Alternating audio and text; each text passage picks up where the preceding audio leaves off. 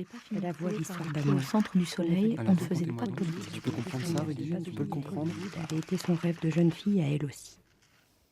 Benoît Vauchelet, bonjour. On a beaucoup de plaisir à vous accueillir pour parler de votre ouvrage « Notre enfance en Normandie », années 60-70. Alors, notre enfance, c'est celle de votre épouse, qui est bas normande, et vous qui êtes haut normand. Vous avez fait la réunification un petit peu avant l'heure, on va dire. Et vous parlez d'une époque assez extraordinaire. C'est pas juste après-guerre, c'est un petit peu plus tard, où on peut dire qu'il y a un véritable développement dans notre région de la vie économique, sociale et même politique, d'une certaine façon. Ah, tout à fait, c'est une période très riche. En fait, on a le sentiment qu'après les problèmes liés par la guerre, la reconstruction, etc., l'économie se met en marche. Les industries arrivent. On passe à la vitesse supérieure. On passe à la vitesse supérieure, tout à fait. Il y a de véritables créations. Certains moteurs viennent d'être créés chez Cléon, Renault. Alors, le moteur en alu. Alors, d'abord, Cléon n'existait pas. Il faut savoir que c'est une usine qui a été créée de toutes pièces par Renault. On a fait venir d'ailleurs des gens des campagnes.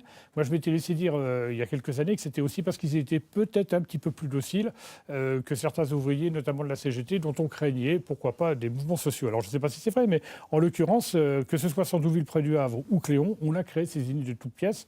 Et effectivement, on a créé ces fameux moteurs. Avec de vraies créations, une vraie recherche et surtout des milliers d'emplois à la clé. C'était impressionnant. À l'époque, c'était vraiment incroyable que d'être embauché chez Renault à Cléon. C'était vraiment une gage de sécurité pour la vie, quasiment. C'était très honorifique, très, très valorisant d'aller travailler chez Renault.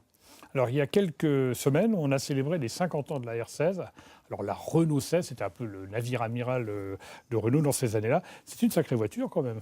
Ah, c'était la voiture du succès, en quelque sorte. C'était une affirmation sociale. La Renault 16, c'était tout de même la belle voiture, la belle auto. On a eu des tas de véhicules un peu mythiques, comme ça, un peu avant. Dans ma famille, on avait eu une 4 chevaux.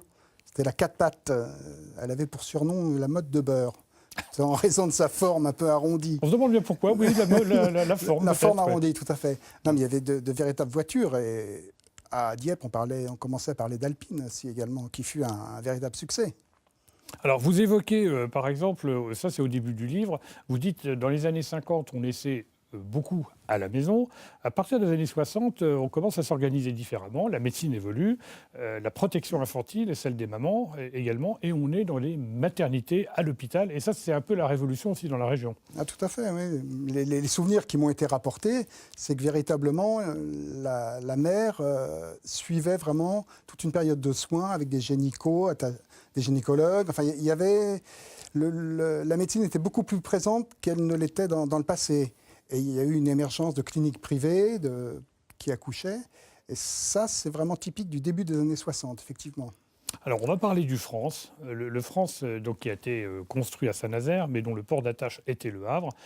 Vous expliquez dans votre ouvrage que parfois, plusieurs milliers de personnes venaient voir arriver le bateau et le voir repartir en espérant, mais ce n'était pas toujours évident, de voir des stars comme Juliette Gréco, Joseph Kessel et autres. C'était aussi l'événement. Ah, tout à fait, c'était un véritable événement. Mais je crois franchement que les Havrais puis les Normands se sont identifiés aux France. C'était leur bateau, finalement. C'était leur bateau, c'était un ambassadeur extraordinaire. Et effectivement, les gens se déplaçaient, mais par milliers, pour le voir partir, ne serait-ce que pour aller le voir à quai. Quand il était à quai au Havre, on pouvait de temps à autre le visiter, et c'était à chaque fois un succès assuré.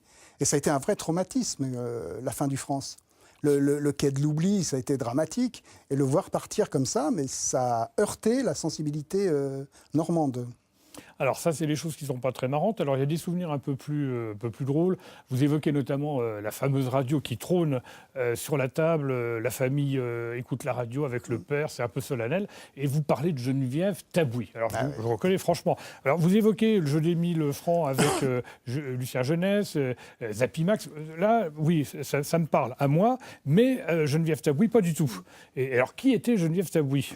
Geneviève Tabouis était une éditorialiste de Radio Luxembourg. Et c'est vrai qu'au tout début des années 60, nous n'avions pas de téléviseur. Donc c'était la radio et c'était quelque chose. Il y avait des moments sacrés comme ça. Entendre le matin l'éditorial de Geneviève Tabouis, qui était très, très politique dans ses interventions, c'était un moment sacré. Mon grand-père écoutait cet éditorial et bien évidemment toute la famille autour se taisait et écoutait l'édito de Geneviève Tabouis. C'est comme ça que ça m'est resté en mémoire. C'était un peu comme Daniel Brem un peu plus tard à la télévision. Tout à fait. Sur l'unique chaîne de télévision. Alors, vous évoquez aussi le carnet de l'épicière. Alors, vous dites que, et c'est vrai que, par exemple, Carrefour, qui est solidement implanté dans la banlieue caennaise, c'est un titre qui s'est développé dans le monde entier. Mais à cette époque-là, il y avait des épiceries un petit peu partout. Et la grande singularité, c'était qu'on trouvait tout. Mais il n'y avait pas que ça. Sur le plan financier, tout à fait, il y avait des aides. Oui, il y avait des aides. C'est-à-dire que je me souviens de l'arrivée des premières supérettes dans les villes, notamment à Louviers, je m'en souviens très bien. Et pour beaucoup, c'était vraiment... c'était magnifique de voir des supérettes comme ça, avec un choix énorme. Mais à la différence près, quand on faisait nos courses chez l'épicière, quand les fins de semaine ou les fins de mois étaient compliquées, on mettait sur le carnet. C'est-à-dire qu'en fait, l'épicière nous faisait crédit. Et ce genre de facilité de paiement n'existait pas dans les supérettes. Bien qu'ensuite, avec les cartes de paiement, etc., la notion de crédit était différente. Mais vraiment, au début, le carnet de l'épicière, c'est pareil, c'est un souvenir qui m'est resté parce que quand la semaine était difficile, l'épicière la mettait sur le carnet et on payait une fois qu'on avait un peu d'argent, quoi. Je vais vous faire une confidence. Quand j'ai lu votre ouvrage, je me suis dit, à la base, en commençant, encore un ouvrage qui raconte ce qui se passait dans les vieux temps. Et je me suis dit aussi, mais peut-être que ça peut être très intéressant pour les plus jeunes, qui ne se rendent peut-être pas compte aujourd'hui, à l'heure du GPS, du téléphone portable et des ordinateurs, qu'on vivait comme ça à l'époque. Est-ce que les jeunes d'aujourd'hui pourraient vivre comme vous avez vécu à votre époque quand vous aviez leur âge ? Je n'en suis pas convaincu. C'est-à-dire qu'il me semble qu'à notre époque, enfin à la mienne en l'occurrence, il y avait une certaine simplicité qui n'existe plus vraiment maintenant. On se contentait sans doute de moins de choses. Les plaisirs simples étaient... Parce qu'on ne savait pas qu'il y aurait autre chose après, voilà, peut-être. c'est ça, ouais. Bon, puis il y a également l'aspect nostalgie. L'analyse que j'ai est toujours teintée un petit peu de nostalgie, donc on voit toujours... C'était ma jeunesse, donc c'était forcément très bien. Je voudrais qu'on termine par un élément un peu emblématique de ces années-là. Alors, c'était au temps où M. Lecanoë était le jeune maire de Rouen. Il a décidé pour la première fois, et Dieu sait si ça s'est développé par la suite, de créer une rue piétonne en plein cœur de Rouen. Alors, on ne se rend pas compte aujourd'hui, c'est le gros horloge, mais à l'époque, c'était un peu révolutionnaire. C'était complètement incroyable. C'était impensable que quelqu'un puisse décider, le maire en l'occurrence, que l'artère principale, celle où les cortèges officiels passaient, allait devenir piétonne. C'était complètement inconcevable. Ça n'existait pas. En France, il n'y avait pas de rue piétonne. Rouen a été la première dans ce domaine. Et c'est vrai qu'à l'époque, les commerçants étaient absolument révoltés à l'image de supprimer les voitures dans cette rue. Et quand on voit ce que c'est devenu, Rouen était vraiment précurseur, là. Mais écoutez, Benoît Vauchelet, merci encore d'être venu nous parler de votre enfance en Normandie dans les années 60-70. Merci beaucoup. Merci. On ne voulait pas finir la voix l'histoire d'amour. Au centre du soleil, on ne faisait pas de politique. Tu peux comprendre ça, Rudy ? Tu peux le comprendre ? Ça avait été son rêve de jeune fille à elle aussi.